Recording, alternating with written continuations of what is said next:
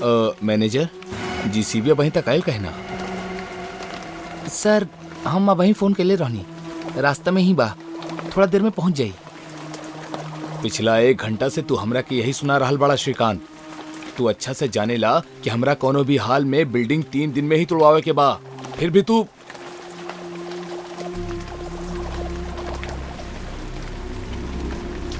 सर आगे लो। इतना देर कहाँ लगा दिला यार, बोले रहनी ना 7 बजे तक आ जाइए।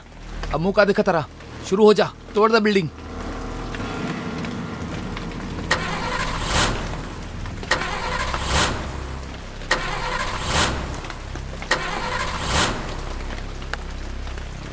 पुराना जीसीबी काहे मंगोले बड़ा तो श्रीकांत? ना सर पुराना नहीं खे, एकदम नया जीसीबी बाई। नया हाथ स्टार्ट काहे ना हो रहा बाई, दूसरा जेसीबी मंगावा।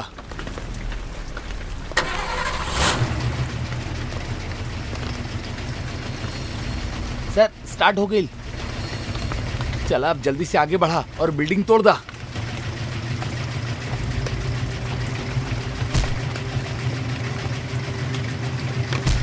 एकरा तो ये गाड़ी ऑपरेट करे भी ना आवेला। सर मगर दूसरा जेसीबी मंगावा।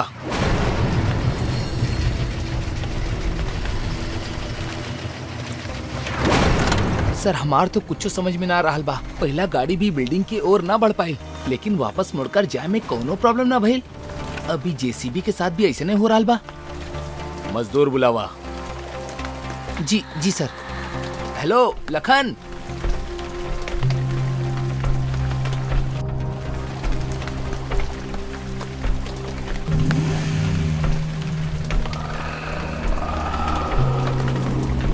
ये पूरा बिल्डिंग 3 दिन में तोड़े के बा लखन। फिकर मत करी साहेब, 3 दिन का 3 घंटा में तोड़ दे। अब ए बोल बच्चन की दुकान, अगर तू ये बिल्डिंग 3 घंटा में तोड़वा दिला ना तो सर से बोल के हम तू सबके 4 दिन के पैसा दिलवा दे। प्रॉमिस, लग जा काम पे। चला भाई लोग, कर दे करा के बर्बाद।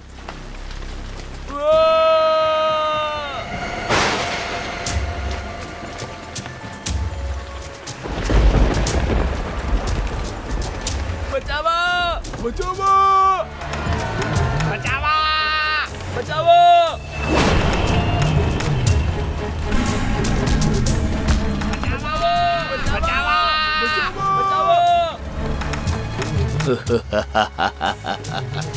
सिंघानिया सेठ, आज के बाद केहू भी ई बिल्डिंग के तोड़े के कोशिश कैलस तो सबके ऐसा तोड़ब कि दुनिया के कोनो भी डॉक्टर ओकर हड्डी ना जोड़ पाई। अरे साहब हमरा के माफ कर दी, हमरा से ना हो पाई। श्रीकांत तू ठीक बड़ा? ना सर, बॉडी के सारा पार्ट हिला देला सी कमीना। श्रीकांत ये भूत सामने आके बता देले बा कि हमने यही की वजह से बिल्डिंग के ना तोड़ पा रहल बानी। यही जेसीबी मशीन के रोकले रहल। बिल्कुल 100% सर, सही पकड़ ले बानी सर आप। अब तो ये प्रोजेक्ट भूत के जाए के बाद ही शुरू हो सकेला सर। और ये ना तो तू जानेला और ना ही हम कि भूत ही बिल्डिंग से कब जाई। एग्जैक्टली सर।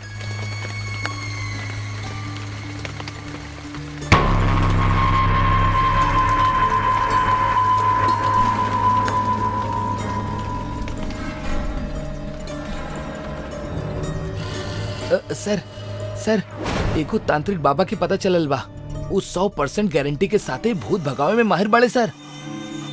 कितना देर में आई हूँ? सर बुला चुकल बानी, बाबा बाहर ही बैठल बाड़े। गुड, उनकर अंदर बुलावा। जी सर।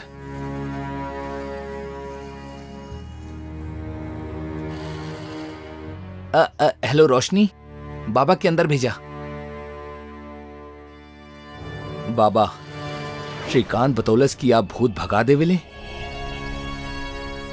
हम ना भगाइला, ऊपर वाला के शक्ति भगावेले, हम तो मात्र जरिया बानी।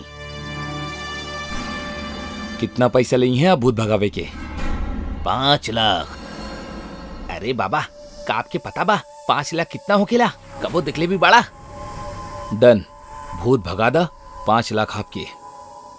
अरे सर मगर गाड़ी निकाला।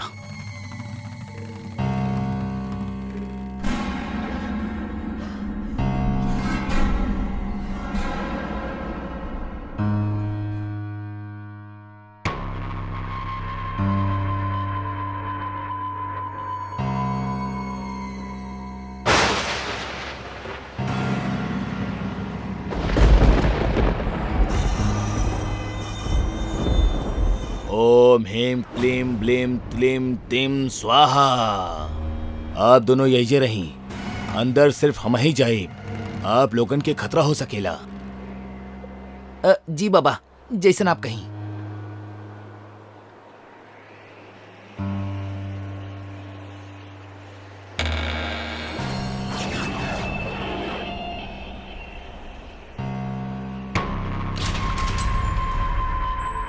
तू जे केहू भी बाड़ा सामने आजा, बाबा के सामने आवा, आजा वरना हम तोहरा के भस्म कर दे हब। ओम हेम क्लीं ब्लीं त्लीं तिं स्वाहा।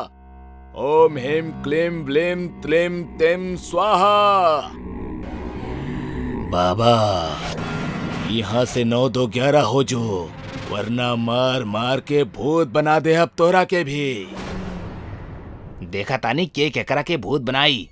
ओम ओम फट स्वाहा। अब अहीं भी समय हा, ज्यादा फटफट ना करा, ना तो ऐसन फटका देहब कि जिंदगी भरी बिल्डिंग के आसपास भी ना भटक पैबा। आज तक केहू भी भूत के लाल पैदा ना भइल बा जौन बाबा के छू सके। ई बात हा, तब फिर ला।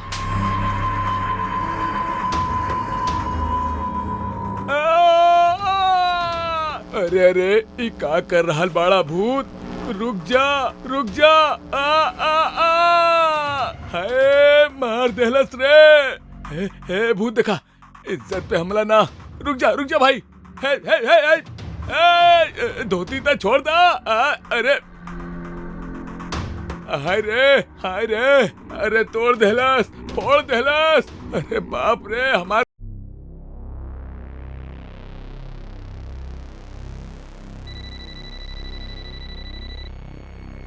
कैसन बड़ा मोंटू? अरे भाई, हमार हाल चाल सब तहरा हाथ में बा। जब से तरह के 5 बुक्स के कॉन्ट्रैक्ट देले बानी, तब से जान हलक में बा। 50 लाख दे चुकल बानी तोहरा के, लेकिन 5 महीना बीत जाइला के बाद भी तू अब तक 2 पेज भी ना लिख के देले बाड़ा। सॉरी यार, राइटर्स ब्लॉक के फेस से निकल रहल बानी। जल्दी कुछ लिख के दे दे। अब कौनो हिल स्टेशन पे भेज दी का? अगर तहार राइटर ब्लॉक ब्रेक होगा तो के आई थिंक इहे सही रही। ठीक बा भाई, जैसन तू बोला। पर एगो बात बतावा, ई हिल स्टेशन के पैसा तरह पेमेंट से काटे के बा या हमरा आपन ही लगावे के पड़ी? राइटर के ऐसे ही लोग मुश्किल से पैसा देवेले, अब तू देवे के बाद लेवे के मंसूबा भी पाले लगला। जोक सपाट, बुक करके बताओ तनी।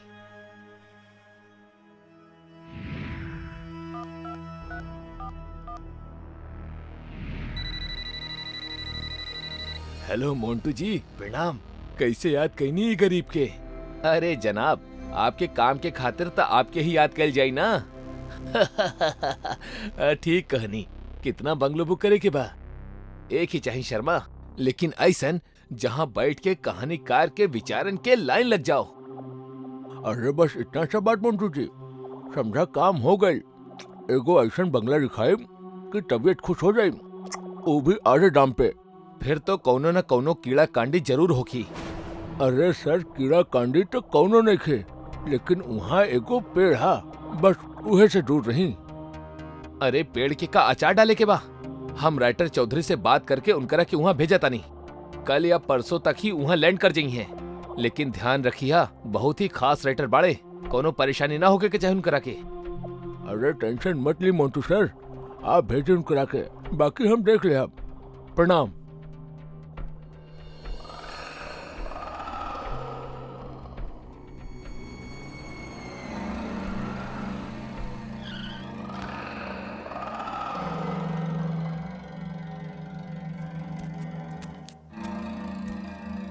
अरे भैया मिश्रा जी, अरे यार ले लिया अपन 200 रुपया यार। हैं? अरे कहीं भागा टानी का हम? अच्छा फोन रखा टानी, कस्टमर आयल बा, दो पैसा कमाए तब ना दे तोहार पैसा। जी जी प्रणाम। हाँ आपके? हमार नाम चौधरी। ओ मोंटी जी। अरे यस यस यस, कल रहनी हमरा के फोन। हम तो आपके ही इंतजार करत रहनी कब से, पान खात खात। आई चलल जाओ पहाड़ के ऊपर, मस्त जगह सेव करके रख ले बानी हम आपके खातिर। आई पहन ली चौधरी जी, फॉर सेफ्टी। चली। अरे ससुरा चले के खातिर ही तो बाइक पे बैठल बानी, चली। वैसे हमारी बाइक के बारे में कुछ पूछी? एकरा हम डेविड के सन से ले ले रहनी। अरे बाहर लेके गए रहनी हम, बहुत ही बढ़िया बाइक बाई। इली चौधरी जी आ गई आपके बंगलो, कैसे लागल बताई? Mind blowing. इहे तो चाहत रहे हमरा के। अरे तो बस बात पक्का भइल। इली घर के चाबी और घुस जाइए अंदर। बाकी हम आपके खातिर खाए पिए के जुगाड़ फिक्स करके आवतानी, तब तक आप किचन में रखल नूडल्स वगैरह के बना ली। लेकिन लेकिन का? वो पेड़ से दूर ही रही। काहे? वहाँ कोनो भूत प्रेत रहेला का? ओसे भी बढ़ के हाँ वहाँ कुछ। मतलब ई कि ऊ ई बंगलो के हिस्सा ना है राइटर साहब। ओकर मालिक ऑब्जेक्शन कर देहलस तब मुश्किल हो जाई, यही से उसे दूर ही रही। हम सामान ले आओ तनी।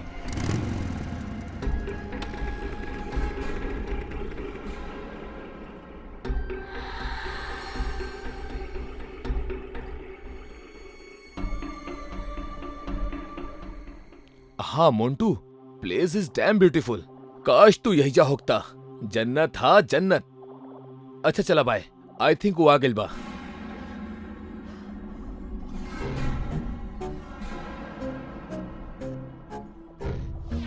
अरे चौधरी ई का कर रहल बड़ा यार? तू लिखे आयल बड़ा ड्राइंग करे ना, लागता कोनो दूसर विंडो पे ही बैठ के लिखे के पड़ी।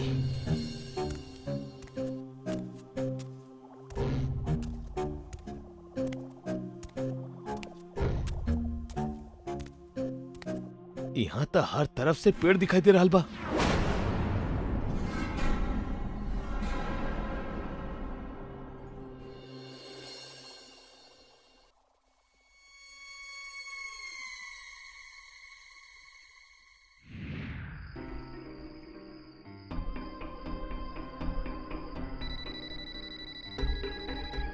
हाँ मोन्टू बोला।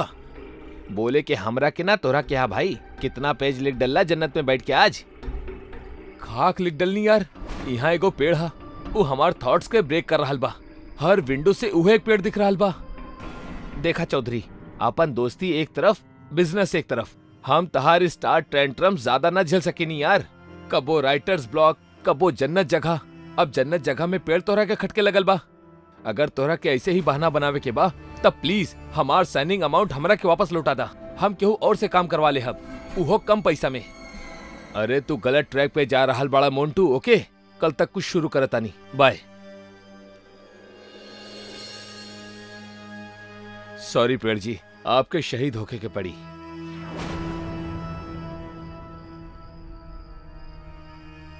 बन गई बात।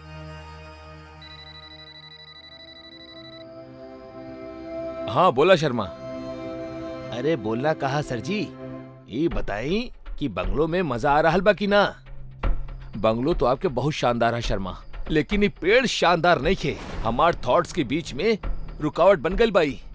हम एकरा के काटे जा रहल बानी। जे भी एकर मालिक बा ओसे डील कर लिहल जाई। अरे ना ना, ई सही ना हा चौधरी जी। ई कॉन्ट्रैक्ट में भी लिखल बा कि आप वो पेड़ के ना काट सकेले। अरे का भाई शर्मा, एक पेड़ ही तहाई। ऊ पेड़ ना हा चौधरी जी, ऊ एगो जीवन हा, जिंदा हाउ। ऊ आपके ओकरा नुकसान न पहुंचावे दी, उल्टा ओकरा नुकसान पहुंचावे के खातिर आपके ना छोड़ी। ऊ हमार मानी, आप बंगलो में जाई और आराम करी। सॉरी शर्मा, पेड़ तो काट के ही रहा हम। चौधरी जी, चौधरी जी, चौधरी जी, चौधरी जी रुक जाई। भाई चौधरी तो गई।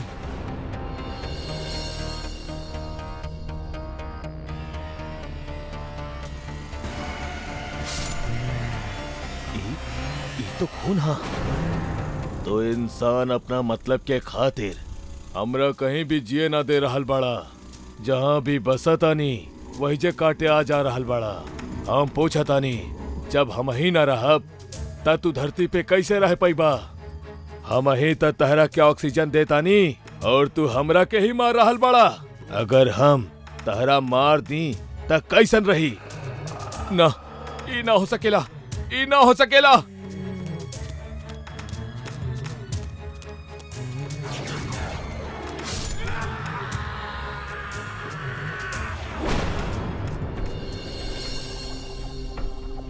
तो बताएं कैसन लागल ई बंगलो? Mind blowing. हम यही दे रहा। तलनी चाबी, लेकिन लेकिन व्हाट? वो पेड़ से दूर ही रही। अरे ऐसन काहे बोलेला तू? कहे कि वो पेड़ जिंदा है।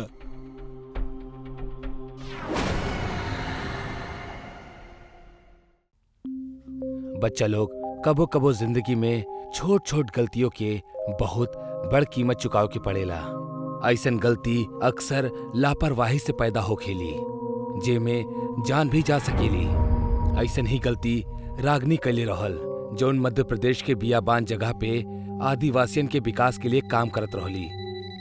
अचानक ओकरा फोन आयल कि ओकर पिता के तबीयत खराब बा, त जल्दबाजी में ऑनलाइन टिकट बनावे बैठ गईल। उ रात अमावस्या की रात रहल। टिकट हो गईल।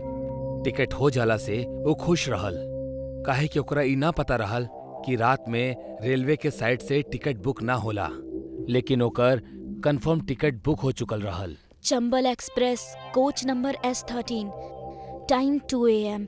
बस 2 घंटा बा, हमरा तुरंत निकले के हुई। रागिनी जितना तेजी से अपना लगेज तैयार कर सकत रहली करके 1 घंटा साइकिल चला के स्टेशन पहुंच गईल। 2 बजे ही वाला रहल। ओह गॉड, यहाँ हमरा अलावा तो और केहू बाही ना। अगर पापा के तबीयत खराब ना होखे तो हम कबो इतना रात में यहाँ ना आईती। ई कवन ट्रेन खड़ा बा? ई तो हमारी ट्रेन बा, कोच भी हमार बा।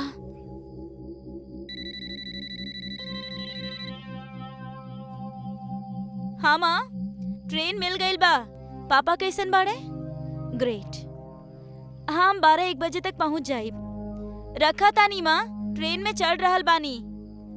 वाओ, सीट के नंबर भी 13 बा। केहू खातिर लकी, केहू खातिर अनलकी। गॉड नोज हमरा खातिर का होई।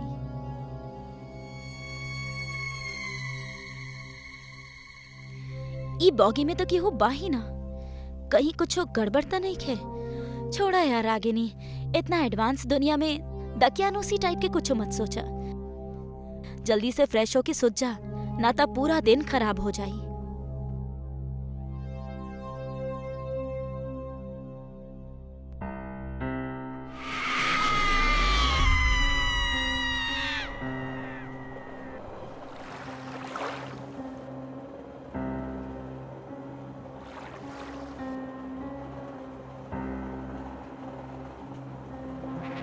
आपके बानी? हम रागिनी बानी। सॉरी रागिनी, हम बानी और ई सीट भी हमार बा। केहू खातिर लकी, केहू खातिर अनलकी। ई सीट नंबर 13 हमार बा और हमार पापा के तबीयत बहुते खराब बा। हम उनकरे से मिले अपन घर दिल्ली जा रहल बानी।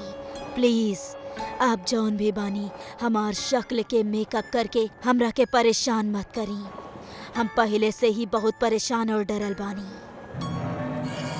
ये सब का बकवास बा? हमार पापा के तबीयत खराब बा और हम जा रहल बानी दिल्ली।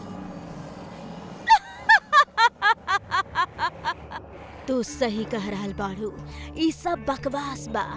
बाकी ये बकवास तो हर जिंदगी के आखिरी सफर बने वाला बा।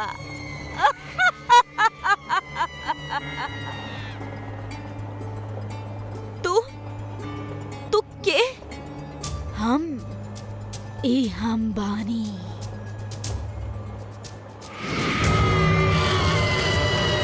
Oh God! बचावा! ई ट्रेन पर हमारा अधिकार बा रागिनी। यहाँ हमारा अलावा केहू नहीं खे तरह के सुने वाला। हम तो हर का बिगड़ ले बानी, हमरा के छोड़ दा।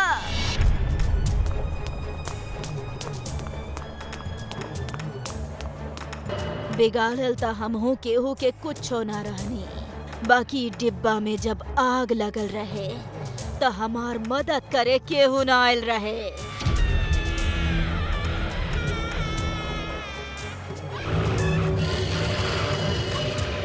हमार भी परिवार रहे, हमरा के उ लोगन उनकरा पास ना पहुँचे देहले। तब से हम हूँ केहू के ओकर परिवार से मिले ना देतानी। बाकी तहरा साथ जौन भइल ओमे हमार का गलती बा बोला? हमरा के छोड़ दा, हम तोहर पैर पकड़ा तानी। तहरा के इतना आसानी से मरे ना दे। तू ई डिब्बा में आके बहुत बड़ गलती कैले बाड़ू। हमरा के मारे से पहले ई त सोचला कि तोहर मरे के बाद तोहर पेरेंट्स कितना दुखी भइलो के। का तू ई चाहेलो कि केहू और के पेरेंट्स भी लगातार यही तरह दुख में जिए और उनकर बच्चा के मारे वाला के वो कोसत रही है और तू ऐसे ही भटकत रहा? बोला कई खूनी सिलसिला ऐसे ही चलत रही? तोहर मौत के कीमत कितना इंसान की जान बा? बोला बोला। एक्सक्यूज मी, हेलो, उठी उठी। ऊ कहाँ बाड़ी? के कहाँ बा? ना कुछो ना। पर इतना सुबह तू ई वीरान स्टेशन पे यहाँ कर का रहल बाड़ू? हमार ट्रेन रहे रात के, चंबल एक्सप्रेस। का हम आपके टिकट देख सके नी? बच्ची, पहली बात त चंबल एक्सप्रेस रात में ना चलेली। ऊ एह स्टेशन पे दोपहर 2 बजे आवेली और बोगी X13 के पिछले 13 साल से ट्रेन में ना जोड़ल जाला। काहे कि ओमे कविता नाम की एगो लड़की शॉर्ट सर्किट की वजह से जल के मर गल रहे। हमरा ख्याल से कोनो टेक्निकल एरर के चलत आपके टिकट पे गलत टाइम और X13 प्रिंट हो गइल बा। हम ठीक करवा देतानी।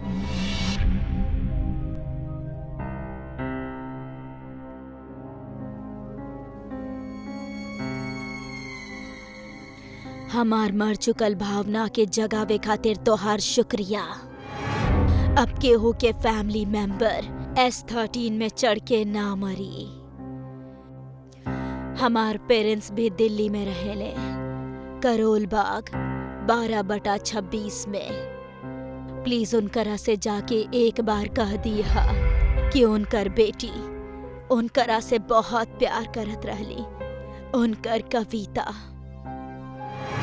रागनी परेशानी और लापरवाही के साथ टिकट बुक जरूर करवा ले रहल, लेकिन किस्मत से आज उ जिंदा बा और ओकर वजह से कई और लोग मरे से बच गए। मगर हर केहू के किस्मत रागनी जैसे बुलंद ना हो खेली।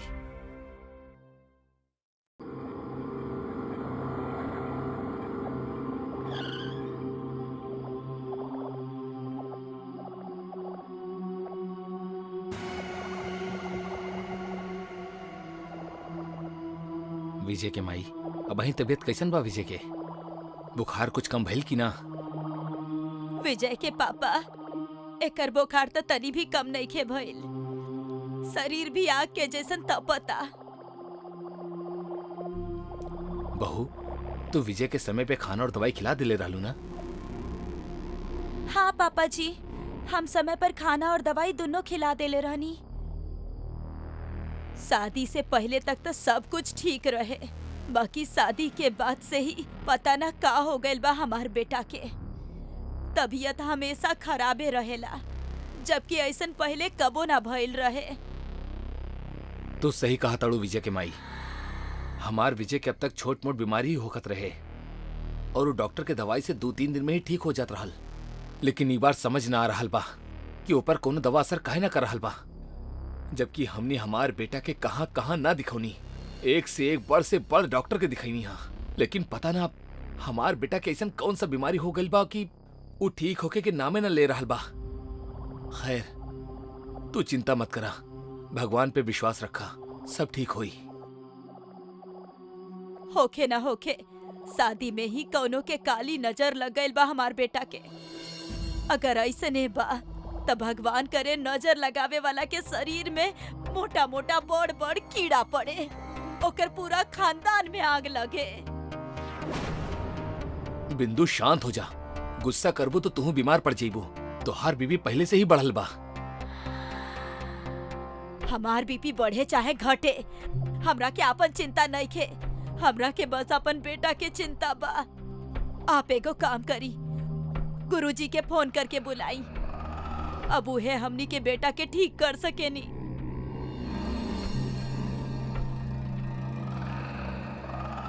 प्रणाम गुरुजी। का कहीं गुरुजी, बस ई समझ ली कि चारों तरफ से मुसीबत से घिरल बानी हमनी। हमार बेटा के तबीयत बहुत खराब बा गुरुजी। बस आप अपना चरण हमार घर पे रख दी तो शायद कोनो कृपा हो जाओ। जी जी गुरुजी, प्रणाम। का कहले गुरुजी? गुरुजी एजे पास वाला घरे में आयल बाड़े। कुछ देर में यहाँ पहुंच जाई हैं। चिंता मत करा, सब ठीक हो जाई। शुक्रबा भगवान के जे गुरुजी पास ही में बाड़े। ए बीमारी ता हमार बेटा के हालत ही खराब कर देले बा। माँ जी रोई मत, गुरुजी आ रहल बाड़े ना, वो सब कुछ ठीक कर दी हैं।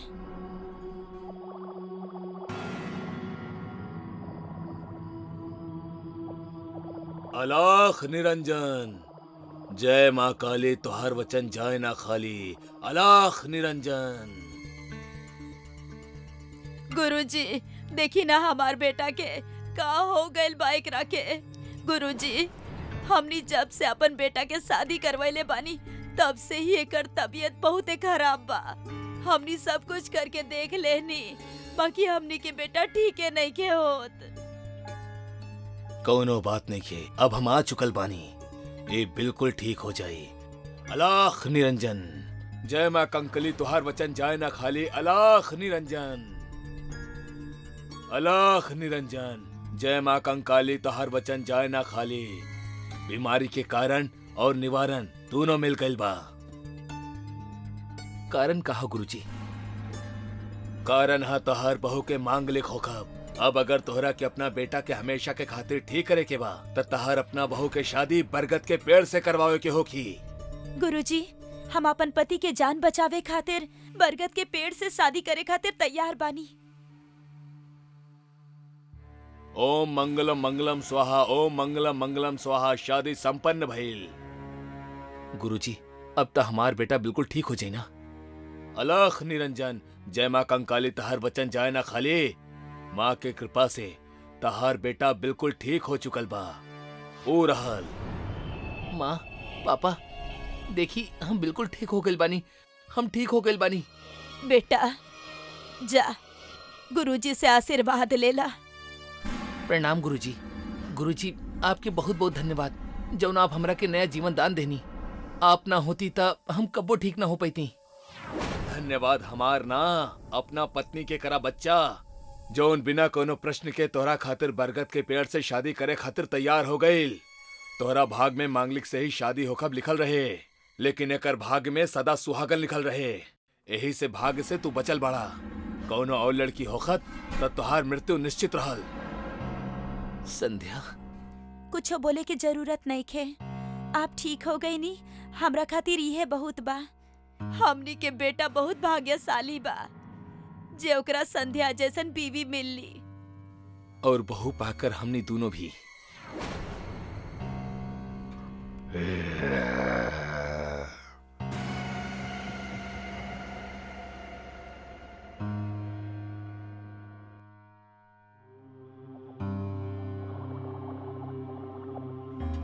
हमने शादी के 1 महीना हो गइल बा। अब घूंघट के का जरूरत बा? मन्नी की हमनी के शादी के 1 महीना हो चुकल बा। बाकी ई मत भूली कि हमनी अभी तक एक ना भइल बानी। कौनो बात ना, आज एक हो जाता नहीं।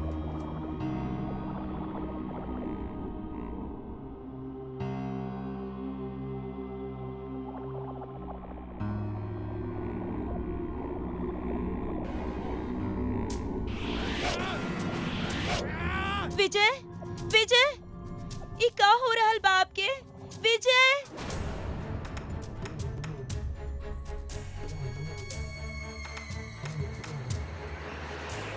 हाँ, विजय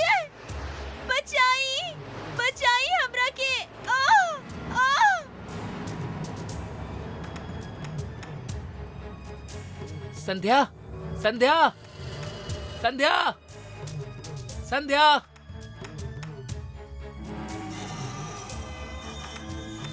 हेलो हेलो हेलो गुरुजी जी, जितना जल्दी हो सके हमने के घरे आ जाएं।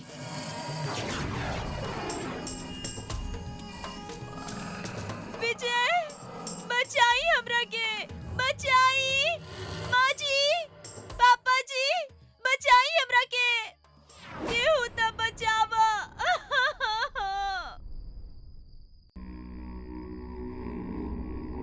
बहू, बिंदु हमार बहू। संध्या बहू, पापा जी, बचाई हमरा के। माँ जी बचाई हमरा के।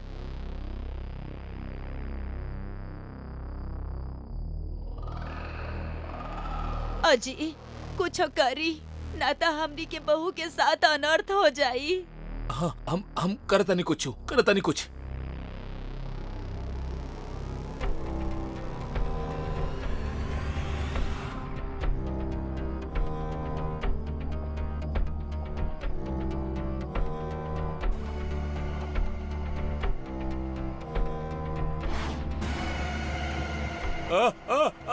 बचावा बिंदु, बिंदु बचावा हमरा के, बचावा।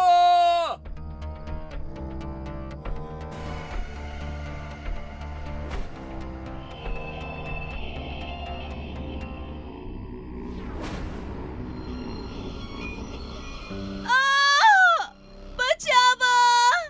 बिंदु, माँ, पापा, संध्या। विजय बेटा हमनी के बचावा। हमनी के बचाला बेटा, बचाई हमनी के। आप लोग चिंता मत करी, हम अब छोड़ौता नहीं आप लोगन के।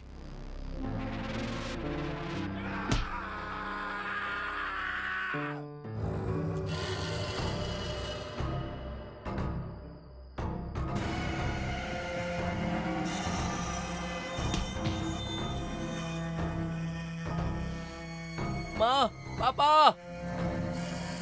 अलख निरंजन, जय मां कनकली, तोहार वचन जाए ना खाली। अलख निरंजन।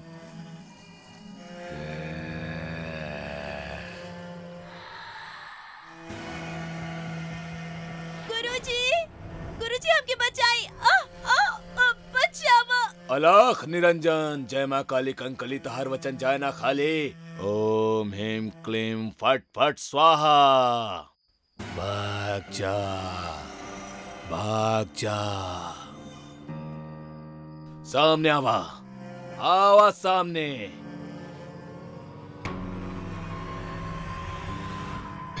के बाड़ा तू, का चाहताड़ा तू, काहे परेशान कर रहा बड़ाई बच्ची के। आज जब तू एकर शादी ई पेड़ से करावत रहला, तब बे हम ई पेड़ पे रहनी। यही से एकर शादी हमरा से हो चुकल बा। ई हमार पत्नी हा, इसे हमार शादी भइल बा। अब हम एकरा अपने साथे लेके जाएब। अपना साथे लेके जाए। तू एगो शैतान बड़ा, और जकरा तू अपना पत्नी कहा तरा वो एगो इंसान, और एगो शैतान के पत्नी इंसान कबो ना हो सकेली। छोड़ दे एकरा के, छोड़ दो। अब हम एकर साथ जन्मों जन्मों तक ना छोड़ब। अलख निरंजन, जय मां कंकली, तोहर वचन जाए ना खाली। ओम ह्रीं क्लीं फट फट स्वाहा।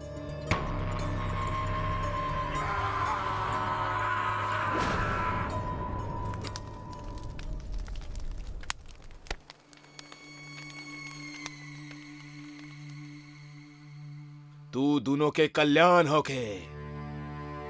हमनी के बचावे खातिर आपके बहुत बहुत धन्यवाद गुरुजी।